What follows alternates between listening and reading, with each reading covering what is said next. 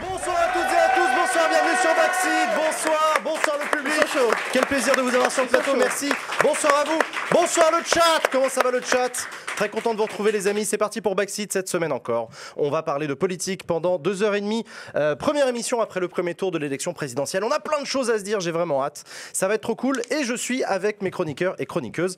Bonsoir à tous les trois, bonsoir Sacha. Salut Jean, salut tout le monde, bonsoir. Comment ça va? Ça va mieux. Ça va mieux que le depuis Covid est passé. Oui, le Covid, Exactement. ça va, c'est bon, c'est réglé? C'est tout à fait réglé. Formidable, très bien. Très déçu d'avoir succombé à cette maladie, mais Bah ouais, mais c'est voilà, il fallait y passer un moment. passer. Bon, et bah écoute, tant mieux, très content de te retrouver Sacha. Bienvenue à toi, avec nous aussi Léa, salut. Bonsoir. Comment ça va? Ça va, soirée ASMR. Tu fais de l'ASMR, c'est ça? T'as regardé la Constitution en ASMR? T'as raté un truc. J'avais très Est-ce que Casta t'a regardé ou pas du coup? Je sais pas. Non, Casta, il a dit qu'il regarderait. Castaner, monsieur Castaner, Oui. il a dit qu'il regarderait quand je pardon. ferai le débat d'entre-deux tours de 1988. Que je ferai D'accord. probablement la semaine prochaine. Tout seul Ouais, tout seul. Je vais faire un commentaire en différé. Un commentaire. Un commentaire indifféré du débat de Ah, 88. c'est fort ça. Ouais, exactement. Avec nous aussi Usul. Oui, bonjour. Comment ça va? Oui. Moi, j'avais fait suite 74, moi, en live. Tu l'avais fait en live sur Ouais, 74? ouais.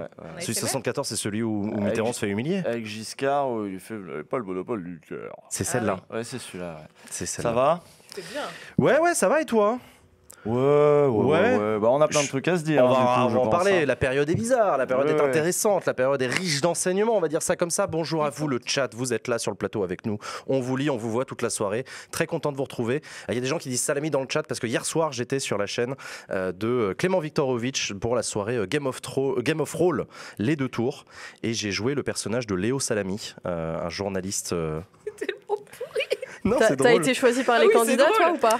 Comment Non, il y ça en a s'est un qui a fait passé? une réflexion là-dessus en disant moi j'aurais voulu quelqu'un d'autre que Monsieur Massier, mais bon, on me l'a imposé.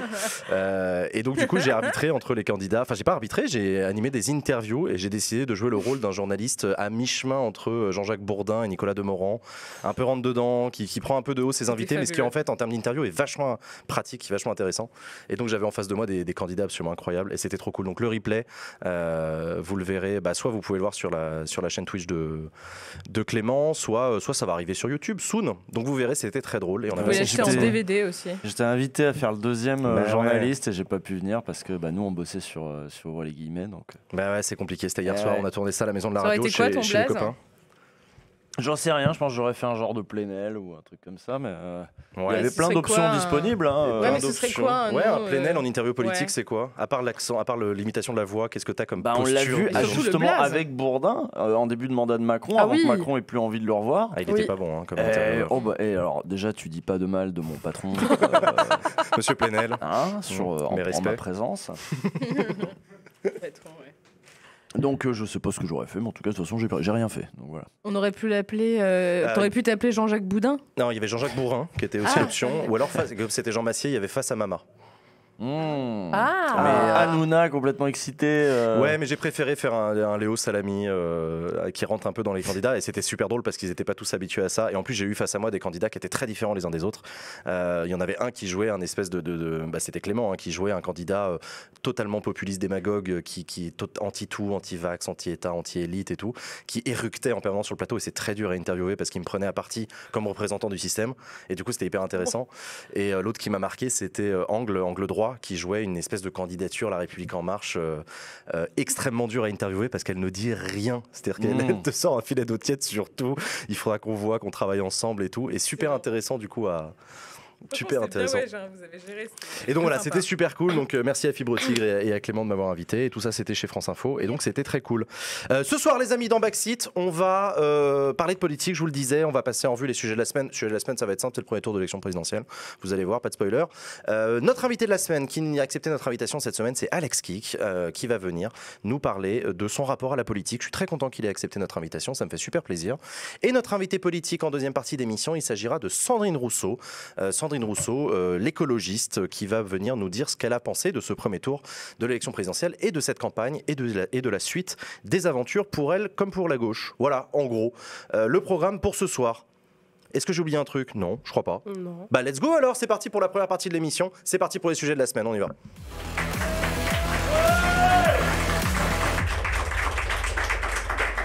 Ils en font trop. Non, ils en font pas trop. chaud, C'est Ils font du spontané. zèle aujourd'hui. Ouais, Non. ils veulent un truc. C'est spontané. Il y aura un buffet après, de toute façon. Ouais. Vous en faites pas. Vous êtes les meilleurs, ça me fait plaisir. Donc du coup, les sujets de la semaine. Le sujet de la semaine, voilà, le sujet de la semaine, on est le 14 avril. Le premier tour de l'élection présidentielle a eu lieu dimanche dernier, il y a 6 jours. Il y a 7 jours, il y a 5, ouais, bon bref, 5 jours. On a compris. La fatigance. Voilà, premier tour de l'élection présidentielle qu'on a déjà eu l'occasion de débriefer ensemble à plusieurs reprises sur ma chaîne. Mais je le rappelle pour ceux qui ne regardent que Backseat, que Emmanuel Macron et Marine Le Pen se sont tous les deux qualifiés pour le second tour de l'élection présidentielle. Emmanuel Macron aux alentours de 28%, Marine Le Pen aux alentours de 23%. Jean-Luc Mélenchon est arrivé 1 point derrière Marine Le Pen avec plus de 22% des voix. Et le reste des candidats était très en deçà de la barre des 10%. Il y a qu'Éric Zemmour qui a fait un malheureux 7%, malheureux par rapport à ses ambitions. Et les autres candidats sont en dessous de la barre fatidique des 5%, ce qui, au-delà de la question du remboursement de leurs frais de campagne, est très riche d'enseignements sur l'élimination d'un certain nombre de forces politiques qui avant étaient très fortes. Voilà pour la faire très courte sur les résultats de ce premier tour. Un premier tour quand même très particulier. Comment vous l'avez vécu, vous, le soir du premier tour, quand vous avez appris les résultats, la tension qui montait dans la journée, etc. C'était quoi votre état d'esprit? J'étais de bonne humeur, moi il faisait beau.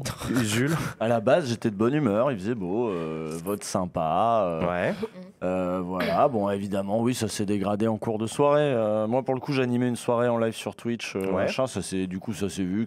Mais il y a des trucs qui étaient tombés déjà 1 heure avant. Je savais en commençant l'animation de la soirée que c'était mort pour en tout cas la qualification de la gauche au second tour. Et j'avais promis aux gens que si la gauche se qualifiait au second tour, j'avais même pas dit qui gagne, hein. Mais juste si elle se qualifie au second tour, je passerai peut-être en hebdomadaire, je repasserai en hebdomadaire ma chronique du lundi. Bon, bah, c'est pas le cas. Moi, du coup, écoute, je vais pouvoir faire d'autres trucs de ma vie. Ce pays ne me mérite pas. Voilà, bon, c'est chose faite. Tu l'as pris personnellement? Non, pas du tout. Non, mais c'était intense comme soirée. Je parle même pas des rebondissements à partir de 23h où des gens ont commencé à se chauffer, à regarder les courbes et tout. Bon, moi, j'ai préféré me dire non, mais c'est mort, arrête. Dors, tu verras demain, mais à mon avis, c'est mort. Et j'ai très mal dormi après parce que beaucoup de trucs qui se sont retournés. Très mal dormi. C'est pas franchement réjouissant comme second tour. Ok, d'accord. Léa, toi, t'étais comment? Anxieuse. Ah ouais, c'était l'anxiété que tu ressentais? En fait, je me suis levée super tôt alors que le dimanche, d'ordinaire, je dors jusqu'à midi, tu vois, c'est le seul jour où je peux vraiment dormir, donc je kiffe pas mal. Et là, je me suis réveillée à 8-9 heures et j'étais un peu en mode, ok, bon, faut que je me lève, faut que je fasse des trucs. J'avais une interview sur une radio anglaise, donc du coup, je suis restée chez moi jusqu'à 15h, mais je suis allée me promener un peu pour... Je votais ensuite. Et j'étais pas méga emballée, quoi. Mais il faisait beau, c'était cool. Ouais, il faisait beau. Moi, je trouve que c'était une belle balade. J'ai préféré rester chez moi et ne rien faire pour les résultats du vote. J'ai acheté une petite bouteille de pif avant d'entrer, et puis voilà, quoi. Et puis du coup, tu l'as descendu. Ouais, tranquille, okay, très bien. Le soir, j'avais même pas le cœur à picoler trop. Ah bah, moi, je voyais plus que ça. On a arrêté très vite. Okay. Sacha, toi, t'étais au Figaro? Écoutez, moi, j'étais au Figaro. Ouais, je bossais. C'était une soirée un peu éclatée au sol, honnêtement. En plus, le résultat, on s'y attendait un peu. On a eu les premiers pourcentages ont vraiment commencé à tomber vers 19h30, 19h40. Donc, il y a le petit coup d'adrénaline à 20h au moment de publier les résultats. Il y a un petit coup d'adrénaline à 23h minuit quand, voilà, effectivement, Mélenchon rattrape de plus en plus Marine Le Pen. Mais je dirais que c'est un peu à l'image de la campagne. Il n'y a pas d'émulation, il n'y a pas eu de trucs intéressants. C'était TF1 qui avait décidé de diffuser les visiteurs voilà, c'est ça. dans en la retard, soirée, ce qui disait quelque chose de... Moi, j'ai gloussé quand même à plusieurs reprises quand j'ai vu les résultats. En mode... sur certains candidats, on va en parler. Ah ouais. Moi j'étais en stream comme c'était prévu. Je me faisais pas beaucoup d'illusions. C'est toujours facile à dire après, parce qu'évidemment, comme tout le monde, j'avais un doute, mais comme j'avais discuté avec des responsables de la campagne de la France Insoumise 2 jours avant, qui eux dans leur tête avaient l'air de me dire que c'était assez clair qu'ils seraient pas au second tour. Ils l'avaient déjà anticipé, ils le savaient presque, quoi. Moi je me faisais pas trop d'illusions, mais surtout j'étais en stream et du coup c'était hyper intéressant. Moi j'étais très content de cette soirée parce qu'on avait enfin un moment rare dans la vie politique française, c'est-à-dire une photographie à l'instant T de l'équilibre des forces politiques. Et en plus plus super riche d'enseignements, parce que j'en ai fait une vidéo entière sur ma chaîne YouTube, donc je vais pas épiloguer, mais vous pourrez aller la voir. Mais voilà, un des premiers trucs qu'on a constaté, c'est ce fameux second tour Macron-Le Pen, le second tour que personne ne voulait. Et finalement, c'est quand même celui qui est arrivé. Je sais pas, est-ce que c'est la preuve de la sclérose d'un paysage politique qui n'arrive pas à se renouveler, malgré l'insatisfaction des électeurs? Ils votent quand même pour ces deux partis-là en majorité. C'est des tensions non résolues aussi. C'est-à-dire que quand Macron, en 2017, nous dit de voter pour lui parce qu'il fera tout pour que plus jamais les gens n'aient envie de voter pour les extrêmes, et qu'on voit qu'il a tout fait, mais certainement pas pour ça en tout cas, puisqu'il a au contraire, on voit le total. Alors ce qui est fou, c'est que le total extrême droite est monté, parce que si on additionne Zemmour, etc., c'est quand même assez clair. On est un électeur sur 3 à voter à l'extrême droite. Et le total gauche est finalement plus haut que ce qu'il a pu être ou ce qu'on a pu attendre. Et puis évidemment, Mélenchon fait un plus gros score que la dernière fois, un score qui à l'époque de Sarkozy-Hollande suffisait à aller au second tour. Hein. Ouais. Ce qui a progressé, c'est l'extrême droite. Oui. La campagne de Mélenchon était tout à fait honorable. Il y a eu un effet vote utile sur la fin. Les quelques derniers jours ont été vraiment, il y avait une vraie effervescence. C'est-à-dire qu'on sentait que dans la société civile, dans les secteurs habituels de la société civile, il y a eu une tribune d'économistes, des chercheurs, des machins, des artistes, des étudiants, enfin toujours les mêmes, quoi. Traditionnellement, ceux qui animent le peuple de gauche dans la société civile appelaient tous à cette candidature-là. Donc il y avait une vraie dynamique dans les derniers jours, qui a eu un vrai effet sur le résultat final. Et bon, malgré tout, ça ne passe pas. Donc là aussi, ça montre aussi qu'il y a des tensions non résolues dans la société. Donc on reconduit un existant qui ne satisfaisait déjà personne. Donc on reconduit les tensions. Il y a un truc qu'il va falloir résoudre à un moment. L'autre qui a progressé, c'est pas que l'extrême droite, c'est aussi Emmanuel Macron. Et ça, c'est rare quand même. C'est une performance quand même rare qu'a réussi le président de la République à obtenir davantage de voix au premier tour à la fin de son quinquennat que ce qu'il avait obtenu à son premier quinquennat. Je me souviens d'analyses, parce que ça m'est remonté en mémoire, d'analyses qu'on avait après la présidentielle de 2017, où des gens disaient: c'est particulier cette élection, ok, il a gagné, mais ça ne représente pas fondamentalement le paysage politique français, est quand même très organisé autour de la droite et la gauche. Ça va être une aventure à un moment de l'histoire, mais ça ne durera pas longtemps. Les Français reviendront dans des clivages plus traditionnels. Ce ne sera qu'un épiphénomène de l'histoire. Force est de constater qu'en fait, ils avaient tort, ceux qui disaient ça il y a 5 ans. Emmanuel Macron a continué. Non, vous avez raison. Bah oui, ça reste la droite et la gauche. Hein. C'est-à-dire qu'elle s'organise très différemment. C'est-à-dire qu'Emmanuel Macron a réussi son pari, qui est de devenir le leader incontesté d'un immense bloc de centre et de droite qui a aspiré beaucoup. Et celle qui en a payé le plus cher, c'est Valérie Pécresse. J'ai lu, Sacha. Excuse-moi, non, j'ai lu des chiffres que j'ai trouvé hallucinants. C'est qu'en 2012, la qualification au second tour de François Hollande et de l'UMP de Nicolas Sarkozy à l'époque, ça représente 55% des voix. Ouais. Cette année, le PS et les Républicains, c'est à peu près 7%, au même niveau qu'Éric Zemmour. Il y a évidemment alors on peut dire droite-gauche, mais il y a évidemment une recomposition et les partis traditionnels qui sont peut-être encore vus comme des partis de gouvernement ou des partis qui, à l'échelle locale, sont encore très ancrés, ne sont clairement plus comme des partis qui peuvent prétendre à la fonction suprême en France. Ouais. Les partis ont changé de rôle, les gens ne votent plus, ne se sentent plus attachés à un parti, et les gens picorent. Un jour ils vont voter pour ça, et là vous voyez bien, c'est les européennes, je vais voter écolo. C'est les municipales, j'ai un maire PS, je vais le reconduire, il était bien parce que la bibliothèque ça tourne bien, la piscine est gratuite pour les gosses, on y va. Et puis c'est la présidentielle, je vais choisir Mélenchon. On picore, il n'y a plus cette fidélité qu'il y avait avant au parti. C'est parfaitement vrai. Et on va en parler dans la deuxième partie sur le second tour, parce que là aussi on voit effectivement des fidélités assez intéressantes. Je suis assez d'accord avec toi.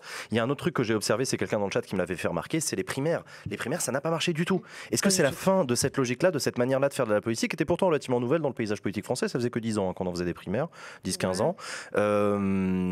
Les deux partis qui ont fait le choix d'organiser des processus de sélection de leurs candidats de manière relativement démocratique, les écolos d'un côté et les républicains de l'autre, sont en dessous de la barre des 5%. C'est impressionnant. Les 3 plus gros partis politiques de France aujourd'hui sont des partis qui partagent le fait d'avoir un leader charismatique et qui ne sont pas très connus pour leur démocratie interne. Et ça dit quelque chose. Je leur trouve un autre point commun à ces 3 grosses formations politiques qu'on trouve moins chez les autres, quoique si quand même chez Zemmour, c'est le fait de proposer un grand récit.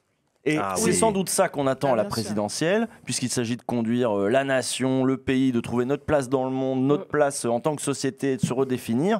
Il y a un récit d'extrême droite qui dit que voilà, la nation, on est menacé, grand remplacement, etc. C'est un récit, c'est une explication globale cohérente du monde.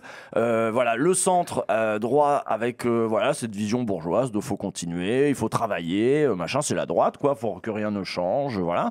Et la vision de la gauche qui dit nous, on veut changer des trucs, changer plein de trucs et se diriger vers une 6e République, l'écosocialisme, des hydroliennes. Mais il y a un récit global qui amène tout ça. Un récit qu'on a par exemple peut-être eu du mal à entendre chez Yannick Jadot. Ouais, c'est vrai, je suis d'accord avec toi. Il est où le récit ? Yannick Jadot faisait beaucoup sur c'est la catastrophe qui nous menace, et puisqu'il y a la catastrophe écologique, il faut voter pour des écolos, et c'est normal, c'est nous les écolos. Non, c'est intéressant. Je suis assez d'accord avec toi. Il a décidé de positionner son Yannick Jadot, c'était les écologistes, voter écologiste, c'était son. Je vous recommande juste de lire Raphaël Llorca sur le sujet qui parle de Netflixisation de la vie politique, et c'est super intéressant, et il vous explique que Zemmour fonctionne justement avec des coups d'éclat et qu'on est comme dans une série en fait, et c'est ça qui pourrait convaincre les électeurs. Un autre truc quand même qui est impressionnant, parce qu'on est passé un peu vite dessus, mais c'est la tripolarisation du paysage politique. La France est peu habituée à fonctionner de cette manière-là, mais là, de toute évidence, on a 3 énormes blocs qui se partagent chacun à peu près un quart des électeurs. Un gros bloc de gauche où Jean-Luc Mélenchon est un leader incontesté, un gros bloc de centre et de droite autour duquel Emmanuel Macron semble incontesté, et un gros bloc d'extrême droite autour duquel Marine Le Pen a réussi à faire une large différence avec Éric Zemmour. Elle n'est pas contestable non plus.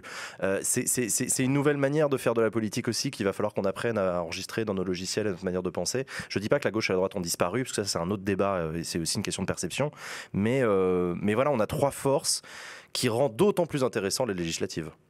Pour moi...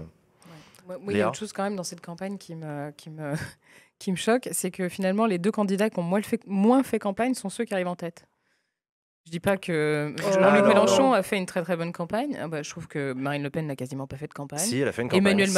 Mais sur le terrain, genre qu'on n'a pas vu, effectivement. Ce qu'on appelle vraiment une campagne de terrain, de proximité, qu'on ne voyait pas. Et on lui reprochait de ne pas être présente dans les médias, de pas vouloir débattre, etc. Même chose pour Emmanuel Macron. Emmanuel Macron qui souffre, lui, en revanche, de ne pas avoir fait de campagne sur le terrain. D'ailleurs, pour moi, son tout premier meeting de campagne, c'était dimanche soir, Emmanuel Macron. Son vrai meeting de campagne qui a lancé sa campagne, c'était dimanche soir. Et là, il enchaîne. Il est en train de serrer des paluches à tout va dans tous les territoires. Donc ça, c'est quelque chose, je pense qu'il a compris. Déjà qu'en plus, la République En Marche, de manière assez générale et globale, souffre de ce manque d'ancrage territorial. On l'a bien vu, d'ailleurs, aux élections intermédiaires, qu'il n'y avait pas cet ancrage territorial. Donc moi, quand j'ai vu le discours de Macron dimanche soir, je me suis dit, ça y est, là, il est en campagne.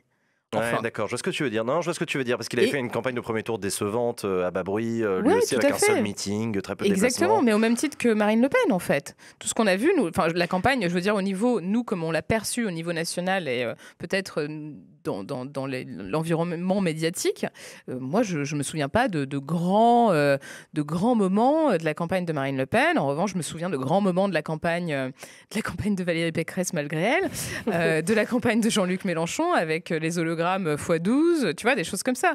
Je trouve que finalement, ceux qui ont été les plus discrets, médiatiquement en tout cas, sont ceux qui sont arrivés davantage en tête, mis à part, bien entendu, Jean-Luc Mélenchon. Et comme s'il s'était donné rendez-vous sans trop se poser de questions. Ouais, je suis d'accord avec toi, il y avait un côté écrit d'avance, mais d'ailleurs c'était ça que rejetaient le plus les Français. Les Français, pour beaucoup, veulent du changement, ou du changement dans la continuité comme ils le veulent, mais en tout cas, le côté écrit d'avance, c'est ce qui rendait cette campagne décevante, et le fait est qu'on en est à ces résultats qui étaient craints par beaucoup. Je crois que plus de 80% des Français ne voulaient pas d'un second tour Macron-Le Pen, y compris beaucoup de ceux qui ont voté pour ces deux-là, mais voilà, ils auraient préféré que ce soit quelqu'un d'autre en face. Je pense que là où il faut qu'on soit prudent et prudente, c'est de se dire, en fait, c'est comme en 2017, on est à nouveau face à Macron et Le Pen qui sont face à face au deuxième tour. En fait, la situation a quand même fondamentalement changé. Et je pense qu'il faut insister là-dessus. Déjà, le vote d'extrême droite a pris 10%. ce qui est énorme par rapport à 2017. 10%, c'est 10%, vraiment c'est beaucoup. énorme. Face à un Emmanuel Macron qui avait quand même promis, peut-être pas de manière suffisamment affirmée, de faire baisser ce vote. En fait, on se rend compte le vote populiste, et à condition qu'on considère que... On pourrait d'ailleurs, certains observateurs politiques, ça se discute bien entendu, considèrent que le vote pour Mélenchon est en partie un vote un peu populiste aussi. Et d'aucuns disent que finalement, quand tu mets tout ensemble et que tu ajoutes toutes les voix, tu es à 57% d'électeurs qui ont considéré ce vote comme étant populiste en quelque sorte. Je ne sais pas, qui exprime une radicalité, une envie de changement profonde, ça c'est certain. Et une envie de changement. C'est quelque chose qu'on ne vérifiait pas en 2017. Enfin, il y a vraiment eu une radicalité affirmée de la part des électrices et des électeurs. Alors, radicalité, oui et non, parce qu'il y a aussi les dynamiques de vote utile qui ont beaucoup fonctionné en ce premier tour. Les trois candidats arrivés en tête. Une volonté de changement, de toute évidence, quoi. Oui, mais en passant par un vote utile. C'est-à-dire que Marine Le Pen, Jean-Luc Mélenchon et Emmanuel Macron, tous les trois ont bénéficié dans leur genre et auprès de leur propre camp d'une dynamique de vote utile. Le peur de l'idée que ce soit pas qualifié au second tour.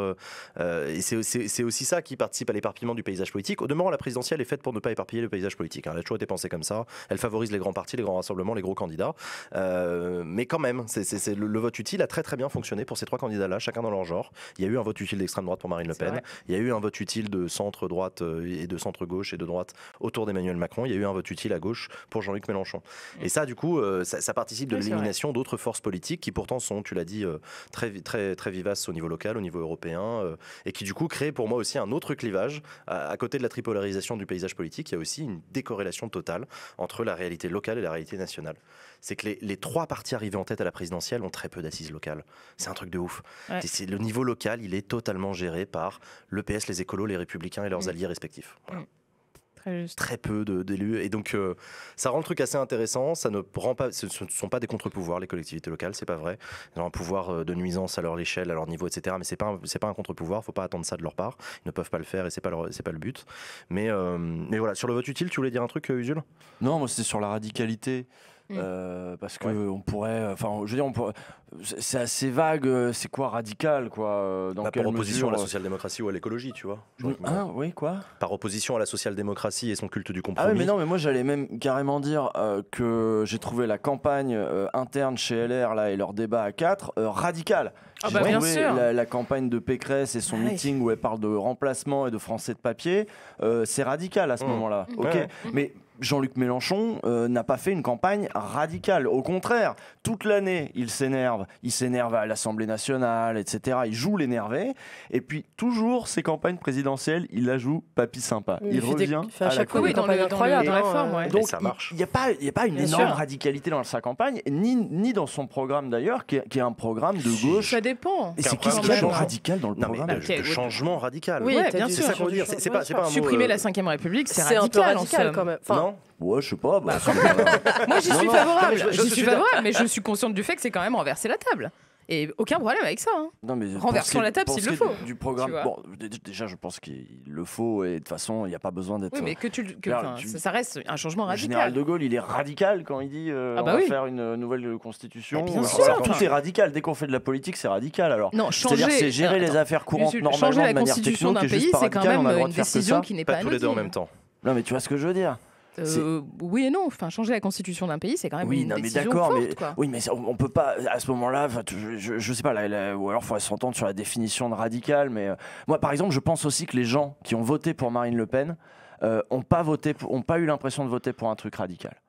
Ça, c'est certain. Non. Si, je suis d'accord avec toi. Je suis assez d'accord avec toi. Ils ont eu l'impression de voter. De la même manière que beaucoup d'électeurs de Jean-Luc Mélenchon n'ont pas eu l'impression d'avoir un vote radical. Je suis d'accord avec toi. Donc c'est pour ça que quand tu dis il y a une envie de radicalité, machin, il y a une envie de changement. Oui. Ça, c'est mais d'un changement quand même assez radicalité, Jean-Luc Mélenchon, c'est pas un vote révolutionnaire et je crois que les gens qui ont voté Marine Le Pen ne se rendent pas compte à quel point c'est un vote radical. Ils l'ont pas vécu comme ça et c'était pas nécessairement une envie qu'ils ont.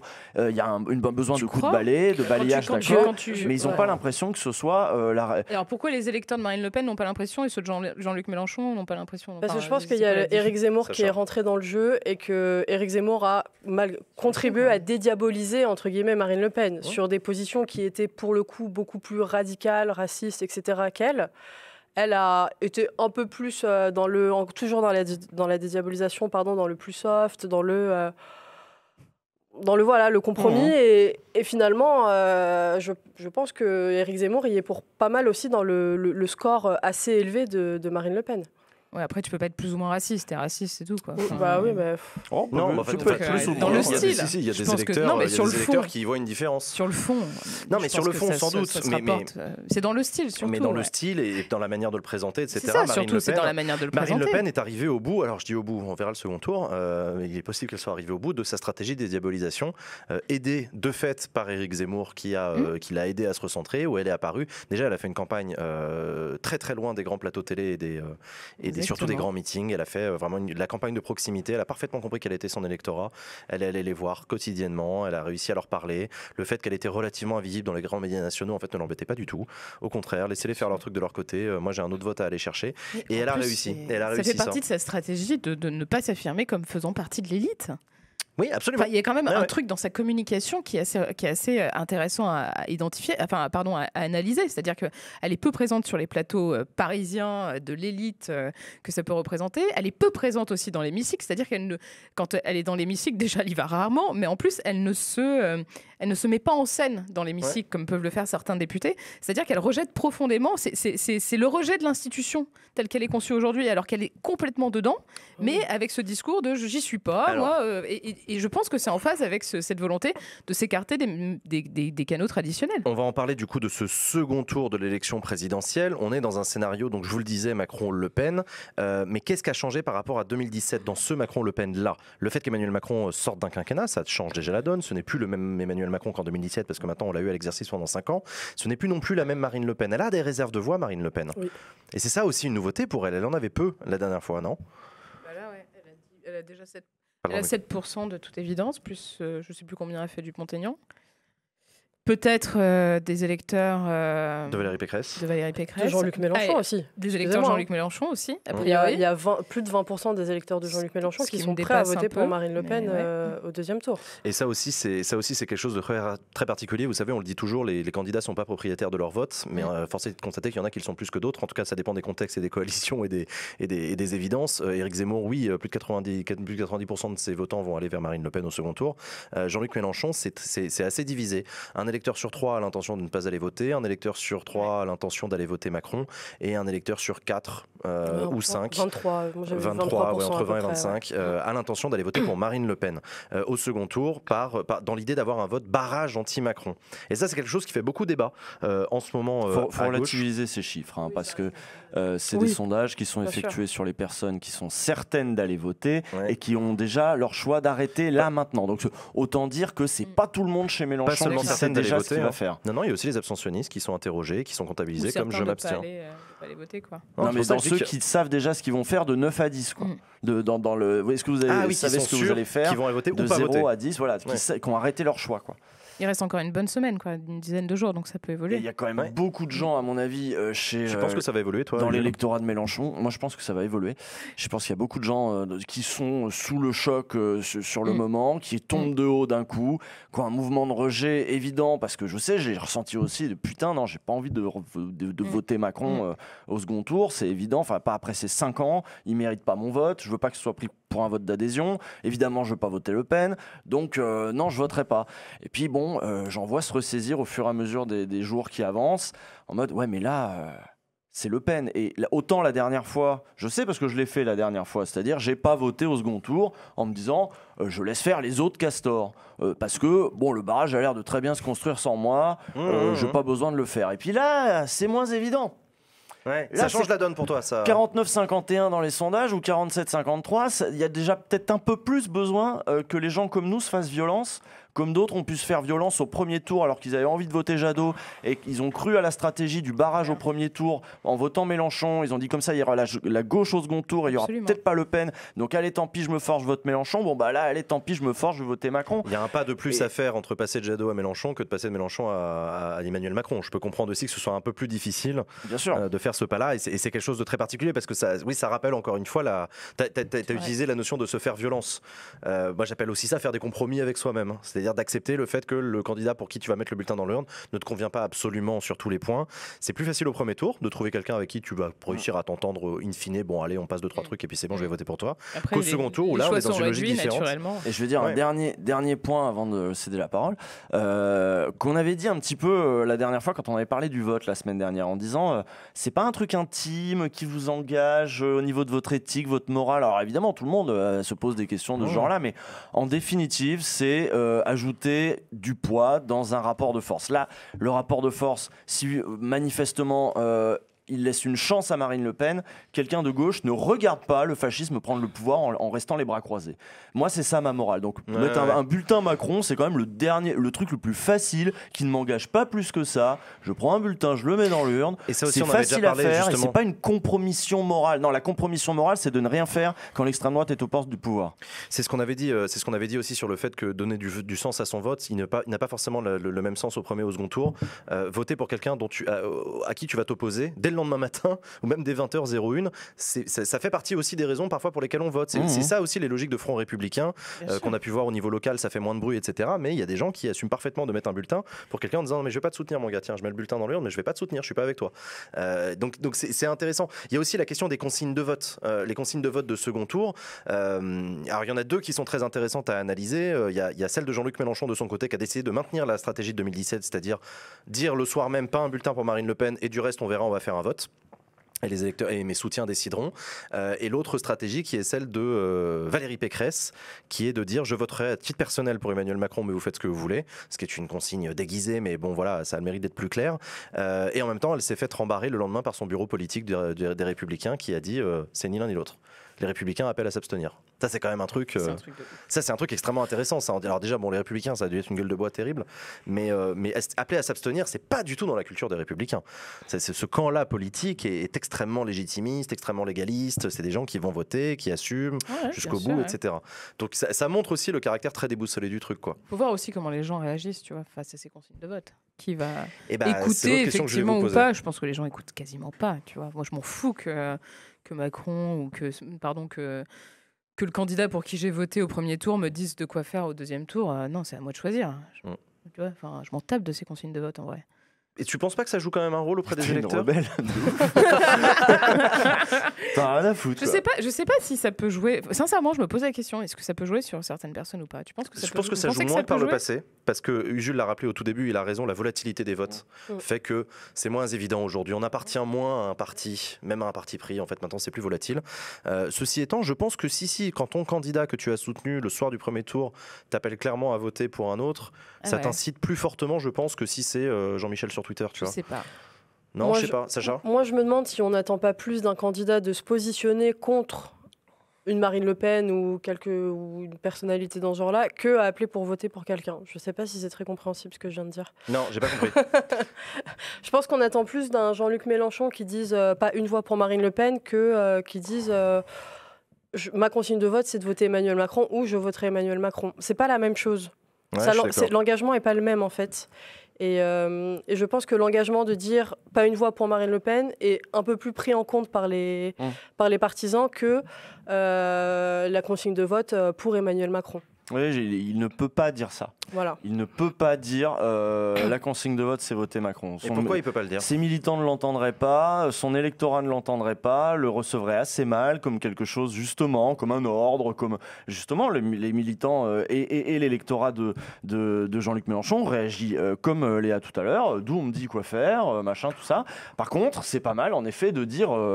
oui, pas une voix pour Marine Le Pen, au moins c'est clair. C'est responsable. Lui-même, il se couvre aussi d'attaques en ambiguïté qu'on pourrait lui faire, machin. Non, et puis il rappelle ce que doit dire un dirigeant de gauche à ce moment-là, c'est-à-dire l'adversaire, c'est toujours le camp politique qui ne nous laissera plus nous exprimer. Ouais, mais je vois pas ce qui l'empêcherait d'aller aussi loin que ce que toi tu fais en disant on va pas regarder les bras croisés, je suis pas un dirigeant politique. Mais justement, oui, mais c'est pour ça que je trouve ça intéressant. Parce qu'il serait pas entendu et que ça pourrait même être contre-productif. je pense qu'il serait pas entendu. Mais est-ce que ce c'est serait mal faire pris de la tactique? Je sais pas. Peut-être, je sais pas. Il y a des gens qui ont fondamentalement envie de s'abstenir là chez Jean-Luc. Je le comprends. Et il peut pas les retenir comme ça. Et il peut pas non plus les diriger. Il s'agit pas de donner des ordres. Tu peux toujours donner des consignes de vote. Parce que c'est vrai que je suis d'accord avec toi, c'est plus du tout. Enfin, la notion même de consigne, elle est intéressante. C'est plutôt de la discipline en fait de vote ou de la cohérence de vote. On peut appeler ça comme ça si on veut.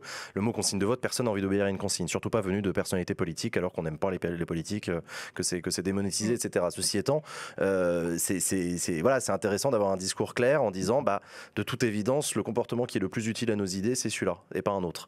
Et le fait d'organiser une consultation, c'est pas tous les jours non plus que la France Insoumise organise des consultations, tu vois. On parlait de pratique démocratique du parti, t'es en mode la seule fois que vous nous demandez notre avis, c'est une première fois pour valider le candidat, une deuxième fois pour le second tour. Bon. D'accord, c'est intéressant. Mais effectivement, après, je pense qu'il y a une question de responsabilité de la part d'un certain nombre de responsables politiques. Bien sûr. Parce qu'on est quand même dans une situation qui est terriblement inquiétante. Autant je peux comprendre, tu vois, par exemple, si ça avait été en 2002, qu'ils disent faites ce que vous voulez, mais bon, pas de voix pour l'extrême droite, etc. Là, on est quand même dans une circonstance où il n'est pas exclu que Marine Le Pen remporte cette élection. C'est pour ça que ça change la donne, selon moi. Donc je pense aussi que ça change fondamentalement la donne. Après, quel est l'effet effectivement sur l'électorat, c'est une chose. Mais je pense qu'il faut faire en sorte, faut vraiment mettre tous nos efforts conjointement, de sorte à ce qu'elle ne soit pas élue, parce que elle a dédiabolisé effectivement son discours sur la forme. Sur le fond, il faut quand même rappeler que c'est c'est une eurosceptique, c'est une russophile. Dans le contexte actuel, c'est quand même très très tendu. C'est une menace aussi pour un certain nombre quasiment la majeure partie de nos libertés fondamentales.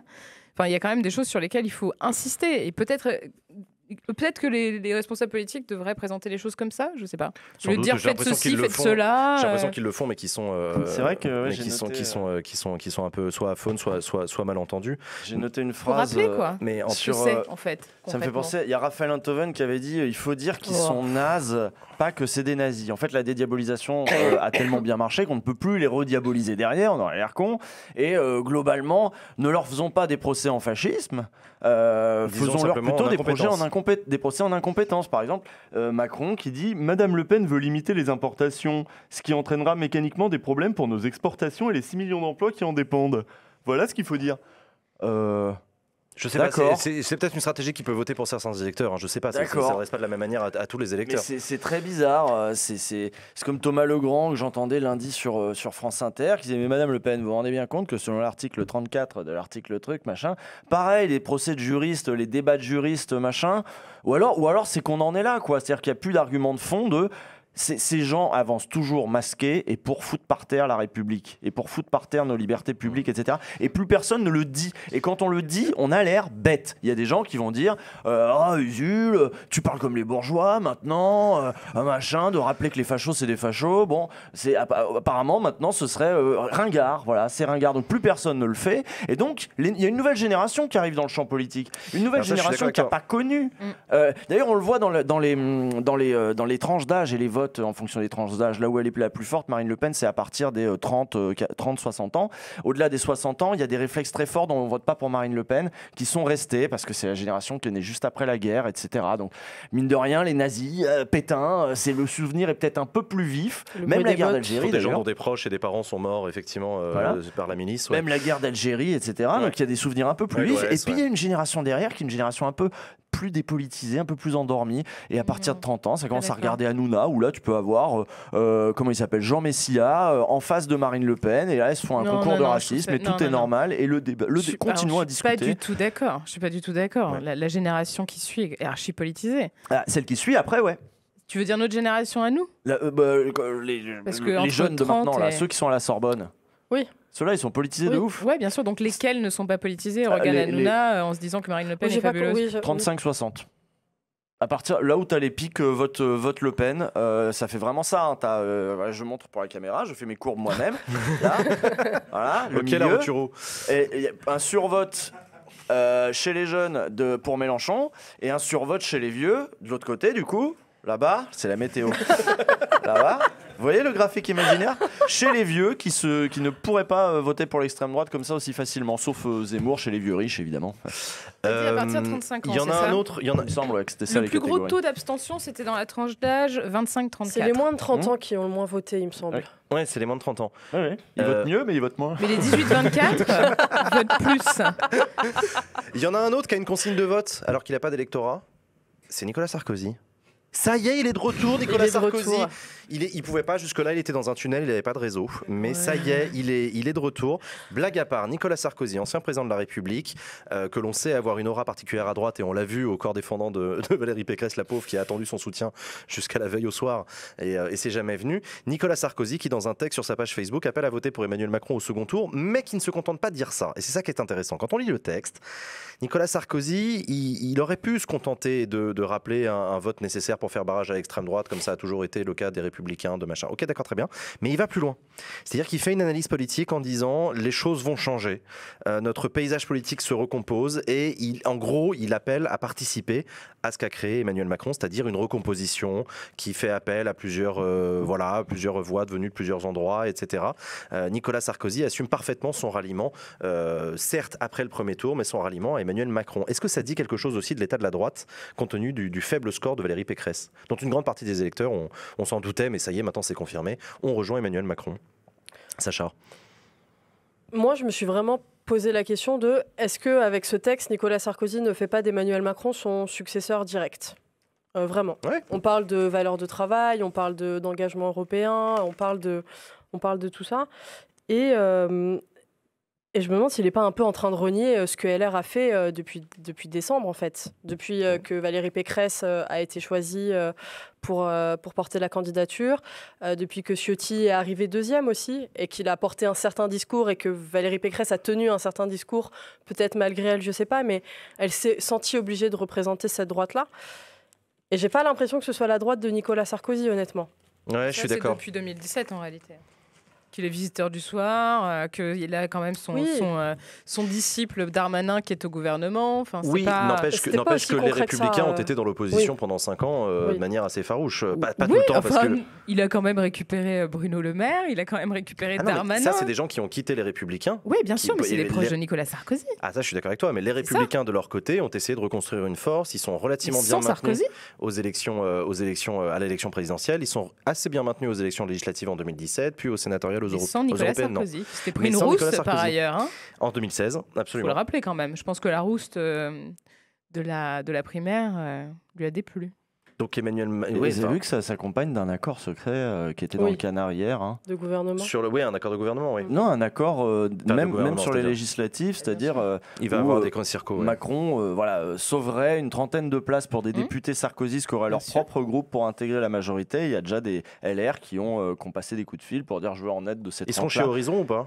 Non, justement pas. Non, je crois pas. Non. D'accord, ok. Non. Il offre un autre sas d'entrée, comme ça on peut rentrer vers le macronisme depuis le sarkozysme.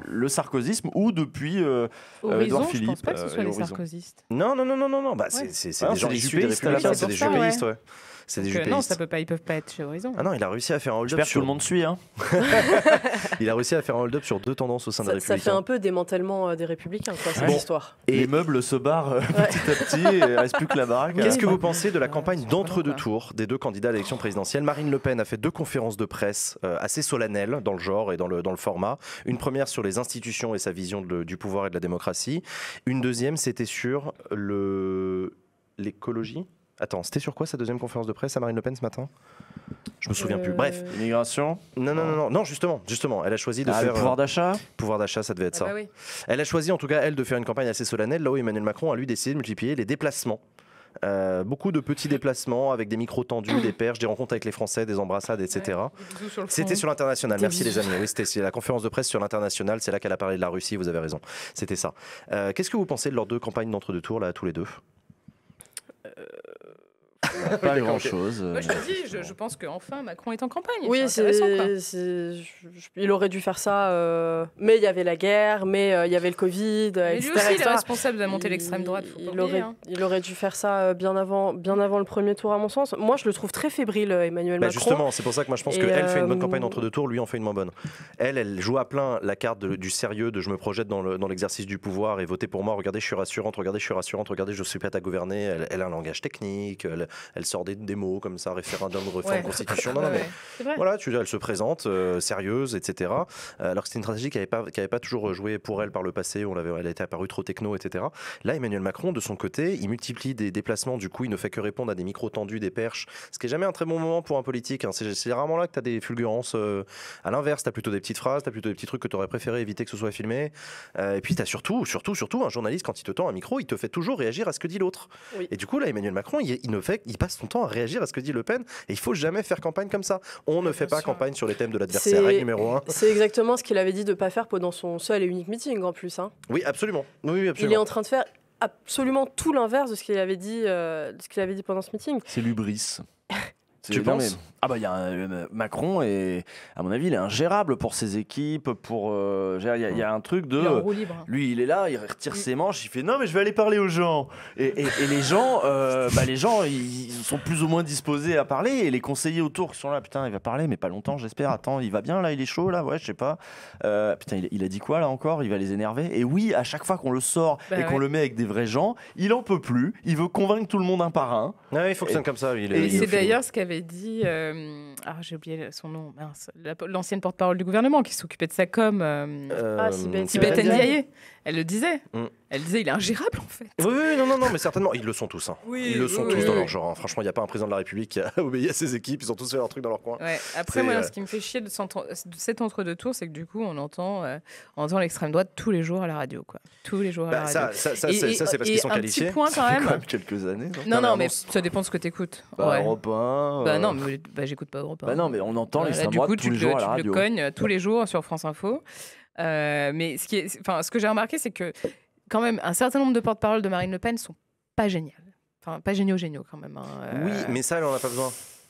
C'est-à-dire que quand même, faut ratisser large, quoi. Enfin, je sais pas, faut arriver à convaincre. Enfin, je sais. C'est pas des porte-flingues qui font ça. Moi, je me pose vraiment la question de savoir si elle remporte l'élection présidentielle, ce qui est encore une fois pas exclu, je vous le rappelle. Donc voilà. Quid de la législative derrière? Quelle équipe, quoi. Quel gouvernement, je veux dire, franchement. Quelle Assemblée nationale? Est-ce qu'elle remporte les 289 sièges nécessaires pour avoir une majorité?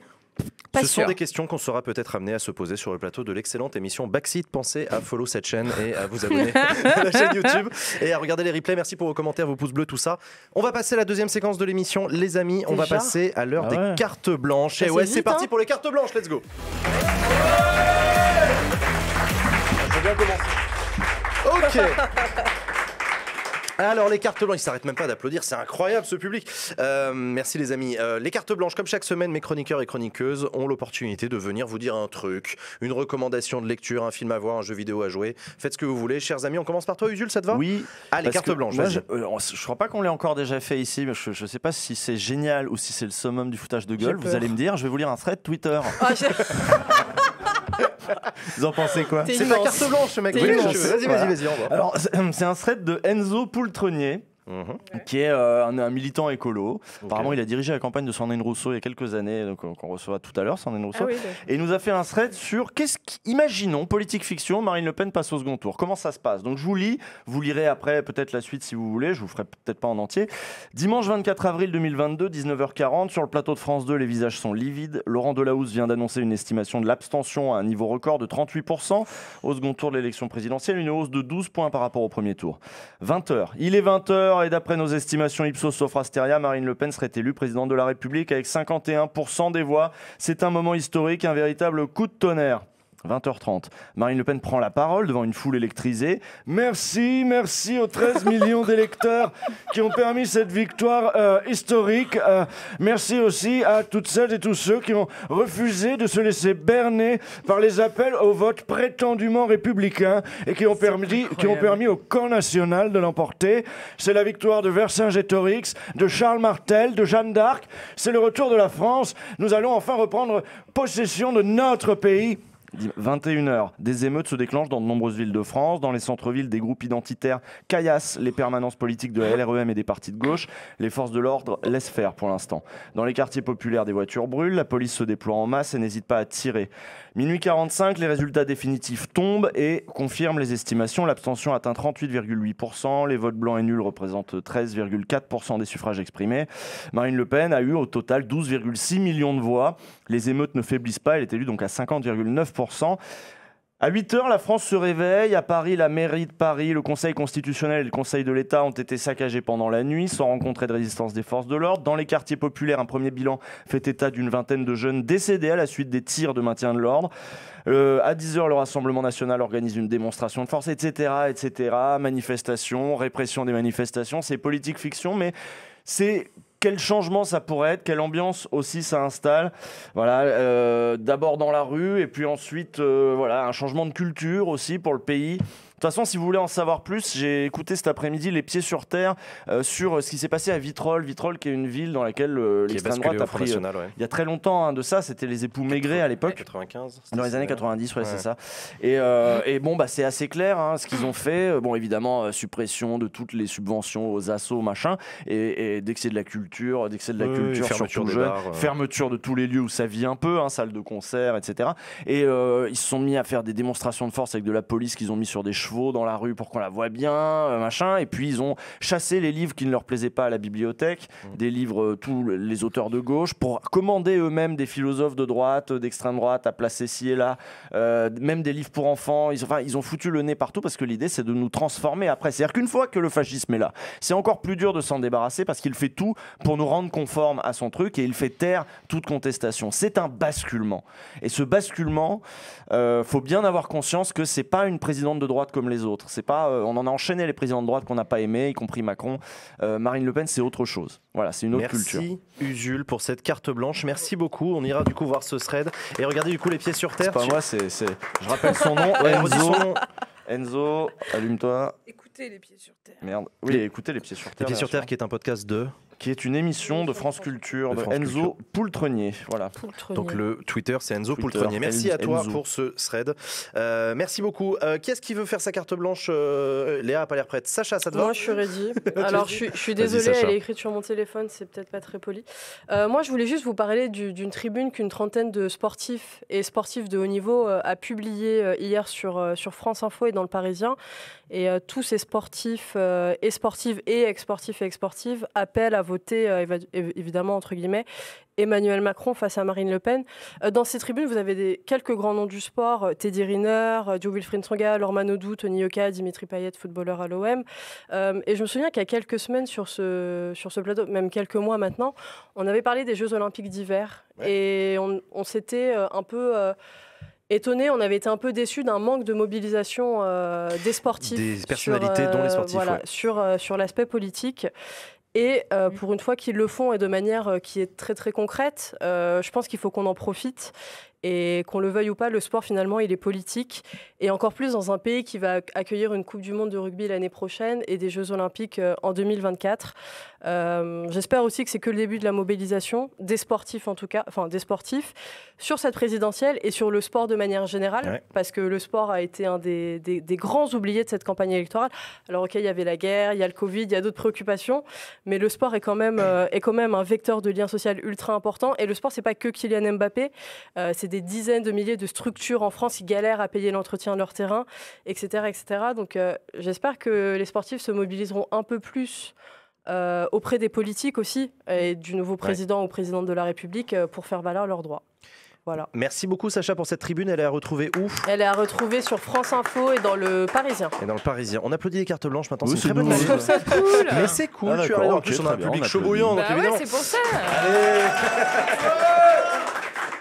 faut bien qu'il serve à quelque chose quand même. Non, mais attends, déjà, ils financent l'émission, donc déjà, merci. Ah oui, c'est vrai. Chère Léa, c'est à ton tour. Toi aussi, tu veux t'applaudir. Tu vois, ils applaudissent même mais quand alors j'ai qu'elle a des encore trucs rien dit. sympas, Attendez. Commence par dire des trucs. C'est peut-être parce qu'ils veulent pas que je parle. Ta carte blanche, Léa, vas-y. Alors, ma carte blanche.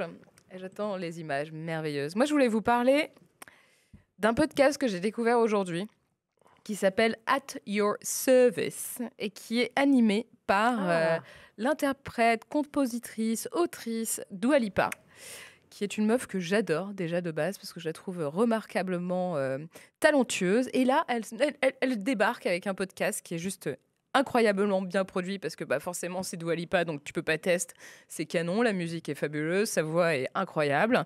Et en fait, elle a décidé de créer ce podcast pour parler de personnalités qui l'inspirent dans ses combats, mais aussi dans sa vie au quotidien, etc. Donc là, on la retrouve à mener des échanges avec des autrices type Lisa Taddeo, avec Elton John, mais aussi avec Nadia Mourad, qui est prix Nobel de la paix et activiste. Enfin, c'est assez remarquable. Moi, je suis restée vraiment sur le cul quand j'ai écouté ces épisodes-là. J'ai bingé le podcast, donc je vous le conseille vivement parce que en fait, ça fait du bien. Enfin, c'est cette capacité des Anglo-Saxons à vous faire passer des messages super forts, mais avec un côté un peu funky, un peu sympa, complètement pop, et ça passe super bien. Alors qu'elle parle de combats qui sont des combats vraiment super engagés, notamment quand tu as des prix Nobel de la paix comme Nadia Mourad qui sont à son micro. Et donc l'épisode sera publié demain. J'ai hâte de l'écouter. Et à côté de ça, non, alors justement, ce qui est superbe, c'est que c'est en anglais, certes, mais à côté de ça, et c'est là où je voulais aussi vous faire une recommandation, elle a doublé ce podcast d'une newsletter qui s'appelle Service 95 et que vous pouvez notamment lire en français et dans d'autres langues, albanais, etc., parce qu'elle est albanaise d'origine. Donc voilà, je vous dis, c'est juste assez ouf. Sa newsletter est super bien foutue aussi, donc je vous propose d'aller regarder ça. Voilà, petit coup de cœur. Merci Léa pour cette carte blanche. Pourquoi tu te marrais, toi? Non, je me marrais parce que on a fait toute l'émission avec un paquet de tabac qui était posé là et qui avait rien à foutre là. Et moi je disais c'est pas moi. C'est les techniciens, je suis sûr. Tu regardes sûr. Usul et Usul me fait non mais pour une fois c'est pas moi, ça va, c'est pas mon paquet. C'est pas nous, c'est pas moi. Et voilà, moi j'ai pas particulièrement de carte blanche. Je vous rappelle que la semaine prochaine il y aura une émission Backseat un petit peu particulière puisqu'on la fera en public avec plusieurs centaines de personnes parmi vous la communauté qui venait nous voir la semaine prochaine. On a vendu toutes les places. Il y a plus de putain c'était bien cette espèce de transparence un peu moche. Désolé. Donc voilà, on a vendu toutes les places. Désolé du coup c'est pour ça que j'en fais un peu moins la pub qu'avant parce que voilà là on vous met la pub ça alors ça sert à rien du tout. Ça sert à rien. Pour qu'ils regardent quand même. Alors voilà, vous pourrez regarder l'émission, ce sera bien sur Twitch, mais nous on le sera depuis un bar à Paris dans lequel il y aura plus de 500 personnes. J'ai vraiment hâte de cette émission, ça va être très cool, très hâte de vous rencontrer. Merci à tous ceux qui ont pris leur place, qui ont acheté leur conso en avance et ça va être trop de la balle, donc voilà, merci à tous et je vous dis du coup à la semaine prochaine. Chers amis, on va passer à la séquence suivante de l'émission.